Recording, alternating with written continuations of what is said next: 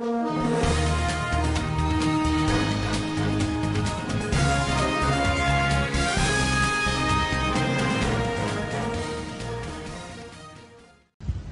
आम्ही स्वाभिमानी शेतकरी संघटनेच्या वतीने संघ शाखेच्या वतीने जतचे तहसीलदार साहेबांना संघ गावातील अन्न सुरक्षा यादीमध्ये जे लॉकडाऊनच्या काळातील अर्ज दिलेले आहेत त्या अर्जाच्या छाननी होऊन व पात्रतेच्या यादी तयार झाल्यानंतर 2022 ला शासकीय महसूल दिन दिवशी त्यांना अन्न यादीत समावेश झाल्याचं धान्य मंजुरीचा पत्र देऊन सुद्धा आज अखेर त्यांना रेशन धान्य मिळालेलं नाही।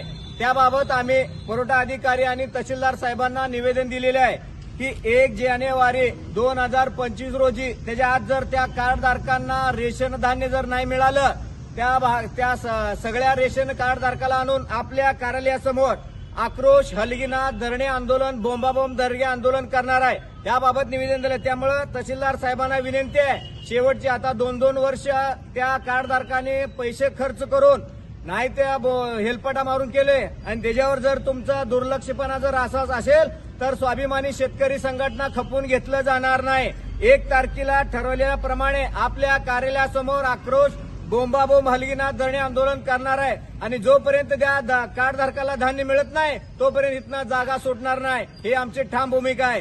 स्वाभिमानी शेतकरी संघटनेचं स्वाभिमानी शेतकरी संघटनेचं धन्यवाद।